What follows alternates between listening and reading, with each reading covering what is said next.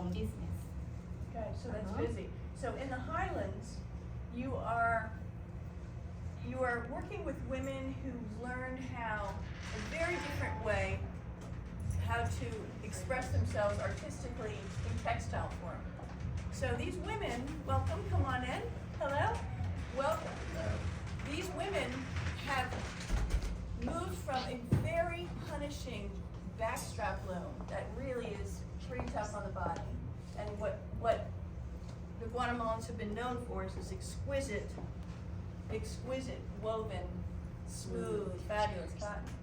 They moved from that to a different activity that liberates their body and frankly liberates their mind because of the creativity. Exactly. Tell us about the origins of that. Well, as Amy said, Guatemala is known for weaving, backstrap loom also, and probably a lot of other techniques, but mostly for textile. If you go down in Guatemala, you will see a lot of women, mostly using our traditional cloth. That's similar what I'm using. But of course, if you wanna introduce this type of opportunities, we cannot be selling our traditional cloth because maybe not many people will wear it. So we saw the need of innovating. And why is that people weren't wearing it? What was flooding the market was crap. I feel like a lot of our stuff, our synthetics, are manufactured quick, Yeah, and maybe it's a way of how you need to tie the traditional cloth into your bag, I guess. Yeah, and this is it. Yeah, and this is it. Show us Yeah. this. Show us, explain this. This is my top, and it's called huipil, and this is called the skirt, which is called corte, and then we have a belt, which is called faja. So we know that we have a lot of, as I said, people that weave, but somehow we needed to innovate. How do we make our product to go outside Guatemala instead of just being in Guatemala? So this great idea came in where why we don't bring a new technique and a new way to present the art, the artistic art that everybody has inside them. And that's how we started with this new technique and help the artists to become more, I would say more creativity, but how do we make the artists to bring out what they already have inside of them into a new format?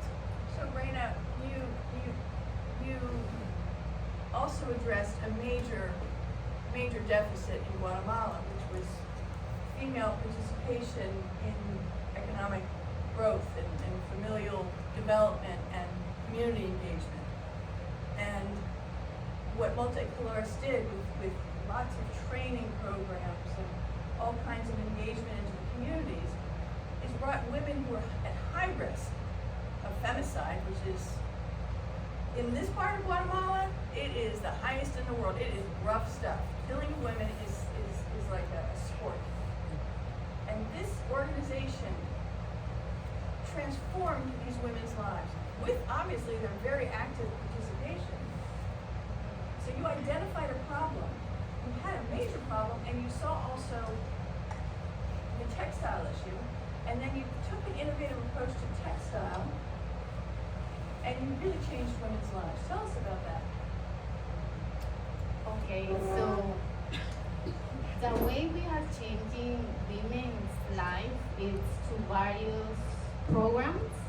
Like we had a leadership program that started in 2015, and what we did is provide them with enough skills to defend themselves. Like we had a judge coming in and kind of show them if you are in a risk or if you are in a difficult situation, how can you defend yourself? Where would where will you need to go in order for you to solve this type of problems. And also we saw the need of, if you are not happy with your life or inside, you cannot be creative as you wish to be, because there are a lot of problems going on. And I think as a women, we all need some time, help, like psychological help. And so we also saw that need, that if we wanted the women to become real artists and really to bring out what was inside them, we needed to help them, like in a really good way and a unique way. And so we provide, and we are providing them now, like sessions with Hold on, us. hold on. I want to tell you about the beginnings. The beginnings were, oh, a $500 sale? Well, that's a water cistern. Wow, that makes drinkable water. Okay, another sale? Ooh, my children can have uniforms. They have been prohibited from going to school, because if you don't buy your child a uniform in this part of the world, they can't go to school. They are now in school. They now have nutrition in their diet. They have protein in their diet. Somebody just brought a refrigerator, and not on credit. If it's credit, it makes it too expensive. This is revolutionizing. And during this process, these women, well, the only word I can think of is agency. Because not only are they taking hold of their artistic capabilities and channeling it into something fabulous, they're also, their self-esteem, their regard in the community, and perhaps that of the men in their lives, if there are still men in their lives, is really, it's remarkable. Anyway, I wanted to say that before you got into the big thing. Yeah.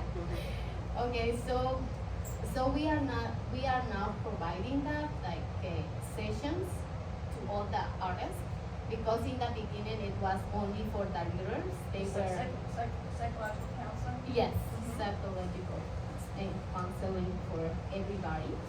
And this has been possible for opportunities like Amy is giving to us, and being here, and also because you can tell the artists, for example, we need, like, you need to take, not need, but it's going to help you if you take those type of sessions, because it's also hard for the artists to accept, because that's a huge thing in Guatemala, like, you are crazy if you are taking this type of help, because only the crazy people can take this type of help. So it's also another good job or a big issue that we need to face in order to convince them that this is going to be good for them. And now we are starting to see that the more happier they are, they somehow, you can see it through their work also. And like those opportunities also, they start to believe, oh yeah, what you are telling us is true. That look how much we can achieve if we receive or get those type of help. And that's really remarkable, and also we really feel proud about it, because we are not just making a product, we are making art, and also through this type of opportunity we feel like we are capable of more. So I would say capable of much more. Yes. We're going to open this up, and we'll answer we'll fill in a lot of areas, but I thought maybe, Joan, give it a rip. Tell us, how did you get your original funding? You talked about how you changed people, the workers' creativity to start doing something different. How did you get funding? Let's back up for 1 minute, and Cheryl is here. Cheryl is another founder. By way of Ireland, we have we're all over the place. But the founding, you better tell us, but I want to add to this, because when they were looking for funding originally, nobody was keeping data. So there's a lot of help. There was so much human connection, but there was nobody keeping track of who was doing what and how people were doing, and who needs help and who doesn't, and who's helping others. When they started to collect the data, they started to really address the performance-based funding issue with help, correct? Correct, and obviously, people hearing, people in Guatemala, Louder. a workshop using recycled clothing. Yes. Really? Did we mention these are white recycled I think shirts? that's a huge, Yes. a huge thing. We had 3 founder donors who basically believed in the organization. You had 3 Founder founder donors, yeah, 3 founder donors who believed in the organization and are still with the organization. So I think that really helped us to kind of have seed funding to basically move out of Reyna's bedroom and into our first office in 2014. So, and then we started working with more women, and we started an embroidery project in 2016. So, How many women, Cheryl, in all told? 55. 55 women yeah. across how many communities? 7 communities, mainly 7 rural communities. 7, and the distance between the communities, So the closest community would be 20 minutes, and the furthest would be 4 hours. 20 minutes to 4 hour stretch in the Highlands. Very rugged place. Yeah, Rugged. very rugged. Yeah. Thank you. Thank you. Reyna, you want to grab that? Thank you. So Reyna is wearing this wipil that is the wipil that are created or emblematic of family. Yeah. Community. Tell us about what you're wearing. Well, right now I'm wearing a traditional outfit from one of the communities around the Lake Atitlan. Every community in Guatemala have their own traditional outfit. So we have probably like more than 50 or 100. When you see somebody Different on the street, traditional you know clothes. they're from a certain place? Yes, that used to be on the past, I think. Like today, I could have been wearing my traditional clothes from my own town, but I decided to wear the Santiago Atitlan traditional clothes. So right now, it's more like anybody can wear whatever they want to wear. Yeah. Changing? Yes. Things are changing. Yes. How Things are changing. Tell us about how lives have changed for these women. Well, actually, that has been changed hugely. I can see the artists more happy, secure about themselves. Sometimes innovation can be scary, but they have learned to trust us because we have shown them how far they can get whenever they are willing to accept what we are offering them, because it's not always easy. Yeah. Yes, ma'am. Where do you export these? Where do these go? Where do they go? Yeah. And who buys them, and, how do you, How do you what's your market? plan? Yeah. How do you market? You want to address that? You're the marketing maven. Well, yeah, we Really loud. yeah, so. Give her the mic. Thank you. Can you guys hear? Good. I guess it's important. to say Oh, firstly somebody said that- no. No. All right. Raise your voice back. That we, rather than just teaching the artists production techniques, we are teaching them design skills. So if you're designing your own piece, then you feel more empowered, you can express your creativity, and I think with that, we began to call the artists. So they weren't artisans, although that's a very laudable profession, but they weren't artisans manufacturing craft products. They were artists making individual pieces that they create themselves. And I think with that dialogue comes empowerment, comes self-confidence, and they start to see themselves differently. People value me for being an indigenous woman in Guatemala and what I can produce. And I think that dialogue has really began to change lives, and really began to change how they see themselves in their families, in the community, and really with each other. So I think their work, we want to sell their work in places where it's valued as being artistic, being creative, being innovative, and mainly it's in the United States at the moment, but we'd like to increase that market. But that's kind of where we're We at. had an exhibition. Is Jordan? Sorry. Hi. Our fabulous gallery manager. We had an exhibition last year and the year prior, 21, and it was a sellout. New York designers flew down for it, grabbed stuff. The State Department remarkably bought 3 very large pieces. We had asked them to create embassy-sized rugs, and they didn't know what the heck I was talking about. And I also asked them for a runner, and they didn't know what I was talking about. But we made huge differences together. The State Department came in, Art and Embassy's head of it said, I want to do an exhibition on the backstrap loom in permanent exhibition in Guatemala City in the U.S. Embassy, and I'm going to use this depiction of the backstrap loom, which had been done on a massive, beautiful rug, and I'm going to buy 2 more and show them. And so when Maya women walk in for a visa, you look up, Feel comfortable. pretty good stuff. Little changes, but important. I want to talk about this for a minute. Wallace, can you tell us about these? Because they're not Pac-Man. Well, somebody was. Thank you. Yeah, I don't remember who was asking me about the nahuales, but I was telling them that in the Mayan calendar we have 20 months, not 12. We have 20, and each month has 20 days, and so this is the representation of 6 months. And if I know that, what does it mean? I'm sorry to say, I don't know. and that I need, yeah, and I need, yes, and I need to kind of study my culture a little bit more. Yeah, and actually, those are the things that we are also doing at Multicolores. Like, how do we embrace our culture? How can we be proud of our culture?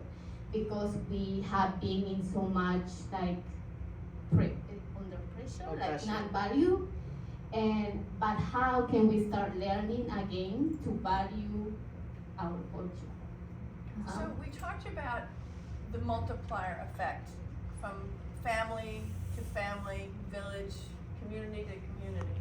Even though all these communities speak different dialects and different presentations. Yeah.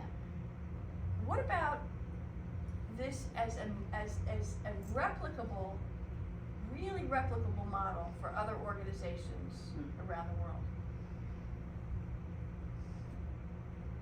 I'm sure you've been approached by people. Yeah. I'm sorry, Amy, what is your question? Well, the entire model of multicolores Yeah. is something that you could do in a very degraded part of a different part of the world where women are really, or men, are really subjugated and need an artistic outlet. And it doesn't have to be this outlet, it can be any kind of outlet, but it is a way to galvanize, to give self-esteem, to galvanize communities, and to increase their income, their standard of living. Yeah, I think it's very replicable, and we are starting a new project right now with embroidery. We believe that Guatemala has a lot of artistic techniques, and one of those is embroidery. So, Do you have those pieces? I'd like to show them. Maybe? yeah. Maybe? They're really extraordinary. You guys So- started embroidery a few years ago. Yes. You can't believe the progress. Yeah. So what are you seeing right now? It's embroidered, but you can see only one stitch. So in order for us to reach more markets and to be outside Guatemala, we needed to innovate. We needed to teach the artists more stitches, more type of stitches, but also how to create their own designs. So it's definitely replicable, and also we have seen that somehow artists in Guatemala needs to value what they know, but also it's very, very important to innovate. And that's what we don't really have in Guatemala. What were you Like saying to me earlier about India? Yes. So we really want to go and make a trip. Yeah, we really want to go and make a trip to India, because we have seen that India, they have many different groups, but they are doing many different things, and they are not competing to each other.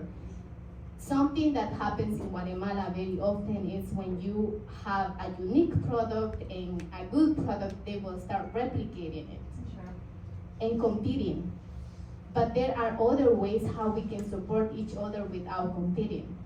And we have seen that that's happening in India. Maybe I'm wrong, but that's what I have seen. And we would like to learn how are they doing that. And maybe Multicolores becoming a role model also in that area on how we can help each other instead of competing with each other. That's a great idea. Yeah. Beautiful idea. I just have to show you something. I was absolutely blown I away. can go and get that. Yeah, that would blow my mind. Yeah. You chat. No. What else was on your mind? So, while Reyna's going, I have to say, that we will be in the Washington Post this weekend, right? Yes, with this show. And this show is about regenerative, it's about sustainability, it's about communities really pushing ahead. They can keep pulling these, what do they call them, gaca, these discarded t-shirts, stretchable t-shirts. They don't dye them, they just select what they need for their vision. It's remarkable. Look at these things. Yeah. Okay, I filled in the time. That was the best. Yeah.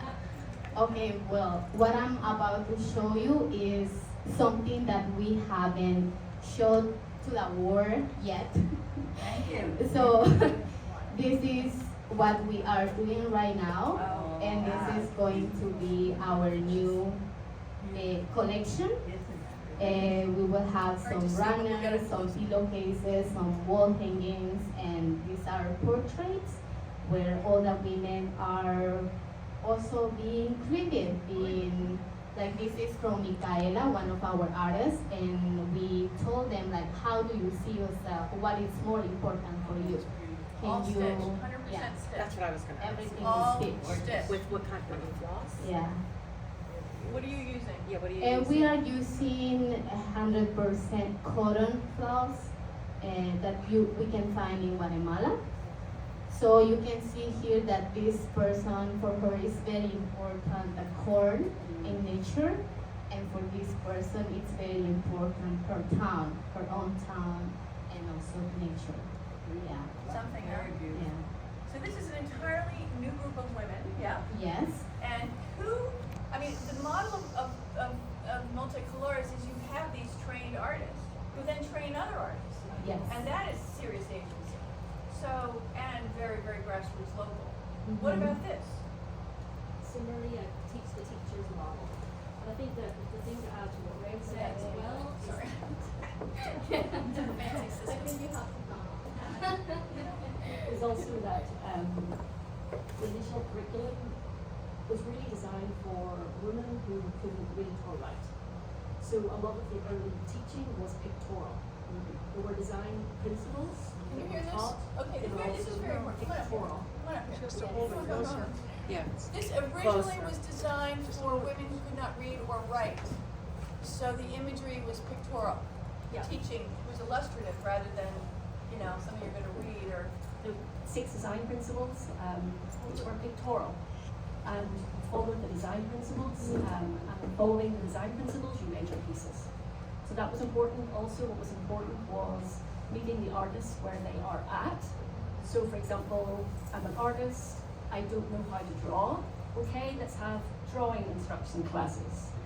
Then you build on that piece of skill to then teach something else. So I think it's kind of, you have the basis and you build little by little, skill by skill, until they feel, that they can make their pieces. I think that's important to say, that it's kind of that building. Yeah. And then also I think what's interesting in the embroideries is there's 2 themes coming out of the embroideries. Loss of culture, that's been represented many times in the story class and in the portraits we're seeing. Loss of culture and environmental degradation. So there are 2 big themes that are being picked up on by the artists in terms of their narratives in the rugs and also in the embroidery pieces. May I say one thing about that degradation? And do we have any environmental folks here? Yes, we do. Okay, then I'm gonna hand you the mic in a second. But I just, the Darien Gap and many areas where we have collected the works for the Central these middle of the Americas, not Central America, middle of the Americas, these are at high risk. Human trafficking, extreme pollution, deforestation, mining, just, being a mafioso. I mean, this stuff running through these areas where people live on stilted houses, that on a river that runs into an ocean, and they've been there for a very, very long time. Very disruptive to these artists who can't access material or live in polluted areas. What do you do environmentally? Anything that involves health. Health. Have you worked abroad? No, but I study quite a lot. Yeah. It's important stuff. Yeah, and we are of our environment. Yeah, we are of our environment.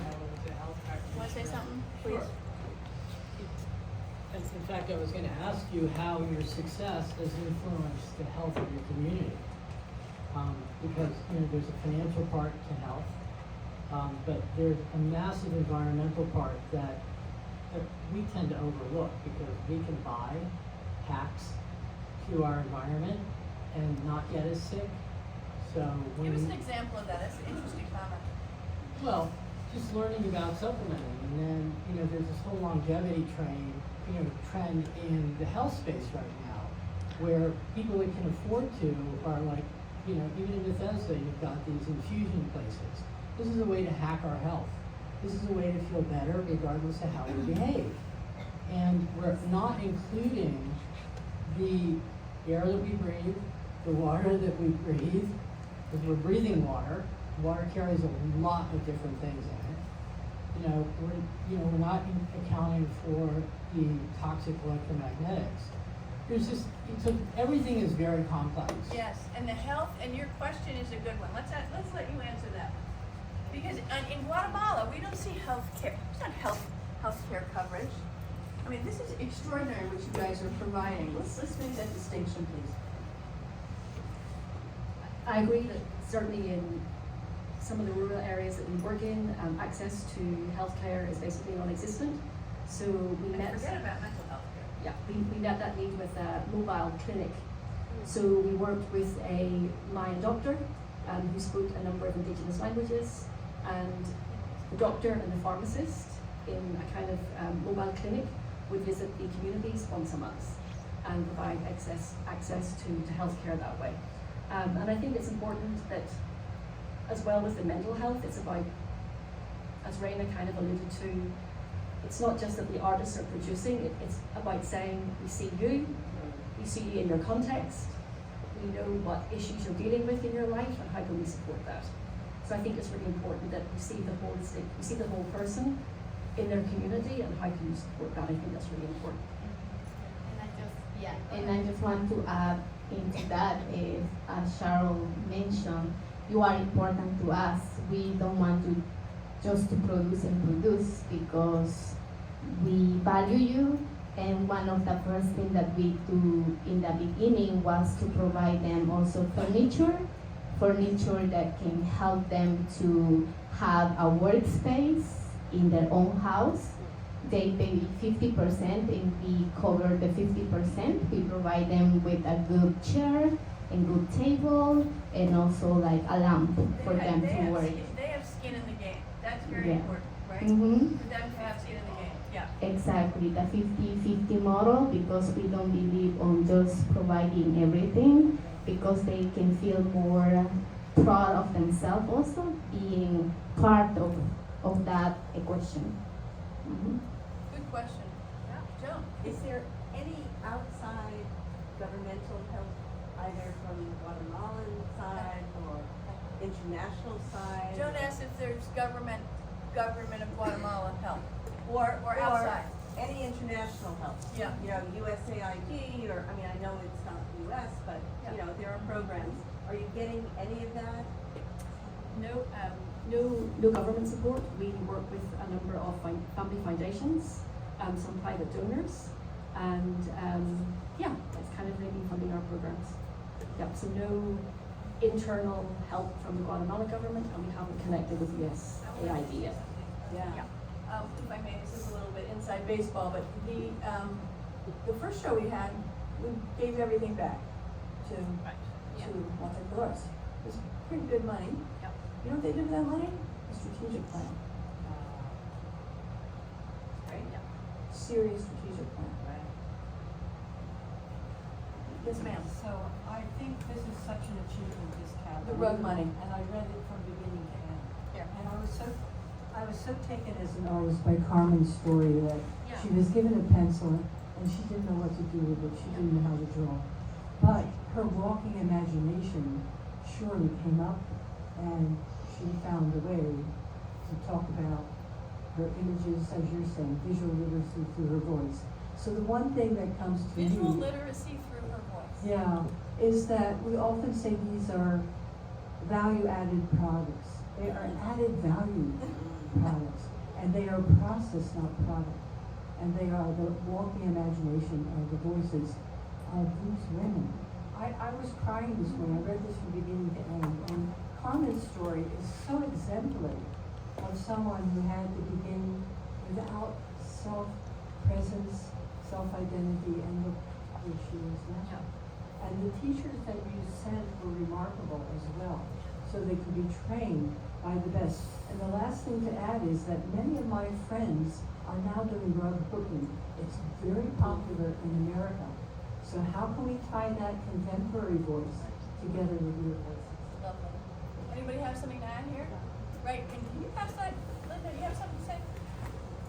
Yeah, I want to ask you something. You mentioned the fact that there is a high rate of femicide in Femicide, yes. Yeah. And obviously the wonderful, wonderful work that you're doing, which is really outstanding, is empowering women and changing communities. And I'm wondering how men are reacting. to Very this. good question.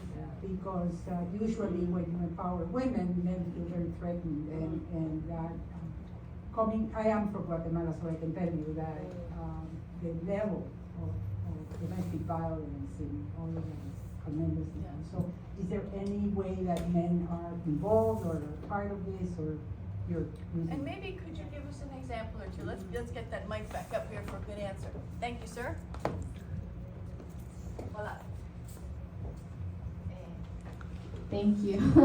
That is a really good question, and I think the help of the men in the family is different for everybody, because some of our artists are not married, but they are becoming more aware of who to choose to be married with.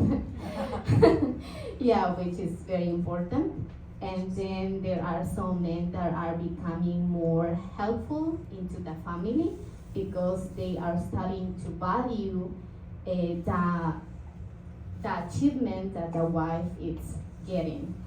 And also some of the men are seeing their wife more competitive, because they can see that they can actually do something, and that this is great opportunity for them, even though they didn't have the opportunity to go to school. Do you have a sense of whether violence is reduced in your families? Definitely, because they have receiving so many training on how they can defend themselves, and also they can have an open conversation with their husbands now, and also becoming a role model from their children too.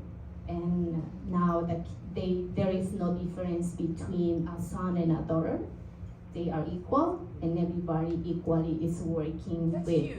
with That's things huge. in the Yeah. house. Because before it's that the girl will wash the dishes or sweep the floor, but now everybody has the same right. So we are hearing those stories. So which is That's it's very really yeah. great. It's big. Anybody over here? Question, comment? Quiet over there? I have a question. Yes, ma'am. I want to see. Let's give her that mic. How did you get connected, the two of you? How Okay. everything started? Yeah. How did this start? And there's a few folks missing. Yes. So we have four co-founders. Where are you all from? So I'm from Belfast in Northern Ireland, and I am a former academic. My area was economic development and gender. So I was an academic for 18 years, and wanted to transition into international development work. So thought I would go to Guatemala to volunteer for a year and then come back to academia. And when I went to Guatemala, I loved the country, fell in love with the people there, and saw that by working with Reyna, we could, through this project, really be impactful. And yeah, I think the project's really innovative. I think it touches various points. Of course, it's about women's empowerment. It has the environmental angle. I think it's about culture. The women get their inspiration for their pieces from the traje that Reyna's wearing, from Guatemalan nature. So I think some of those things made it, to me, innovative. So then, the first organization that I worked with in Guatemala, I volunteered there for a year, and I met Reyna and the two other co-founders, and we decided to start the project. One of the co-founders, Marianne Wise. So one of the co-founders, Marianne Wise, was the lady who actually taught the technique, the rug cooking technique in Guatemala. So she's a rug cooker. From Wisconsin. And she came down to Guatemala for a weekend to teach a weekend workshop in rug cooking, and it was successful. I think the women realized it was something different, so they asked her to come back and teach them more workshops. And Jody.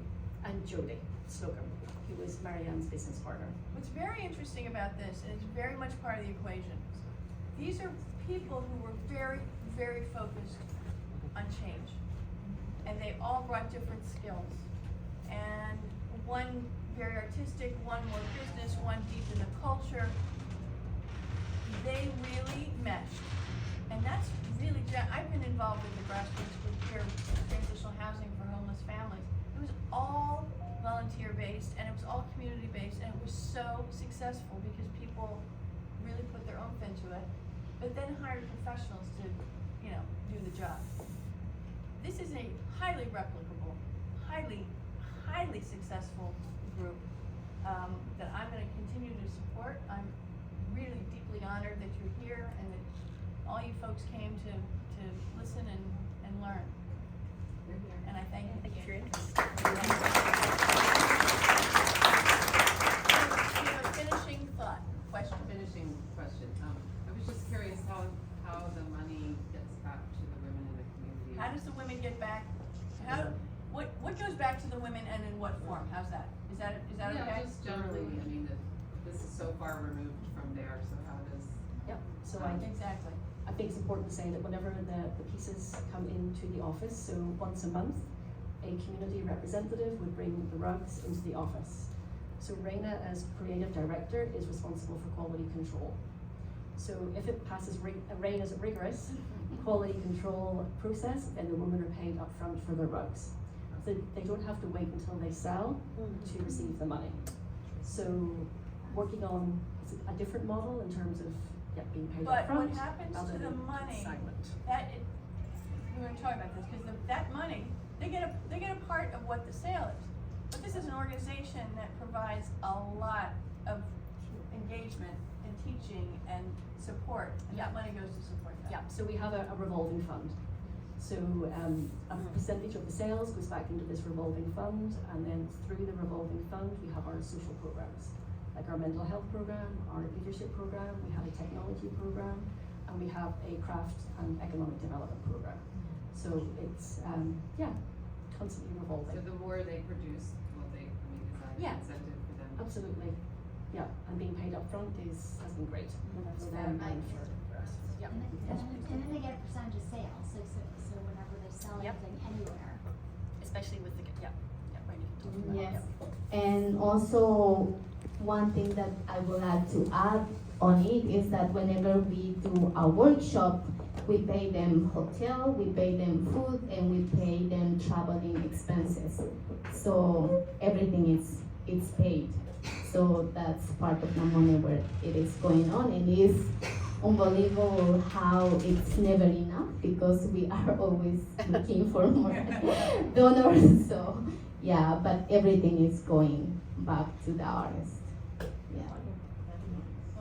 Yeah, please. How long does it take to make How long does it take to make these works? Yeah, what it that sounds. depends on how skilled you are. Oh, how fast. For some of them it has become faster. So for one of them it takes them 22 days, but some of them can take them 2 months. So it depends on how fast you are. Do you give them the materials? Do you give them the what you say, the thread? and What are the materials and where do you find them? Okay, the material are mostly t-shirts that we collect into second-hand clothing called pacas in Guatemala. And yeah, so the artists are responsible to go and collect them into those paca stores, but we are responsible of giving them the base material, which we call mouse cloth. And we were able to find it in the States before, so we needed to ship that mouse cloth from here to there. But later on the road, we connected to a weaver in Guatemala, so now that person is weaving the mouse cloth for us. So, yeah. Did that answer your question? Yes. Okay. I forgot to mention one thing and we're gonna wrap it up. We have someone here, a great friend, Diane Roskamp. She and her husband Bob were so excited about Multicolores. They selected an artist and worked with her, told the artist the colors of their extraordinary situation, their dining room and stairs leading up many, many flights.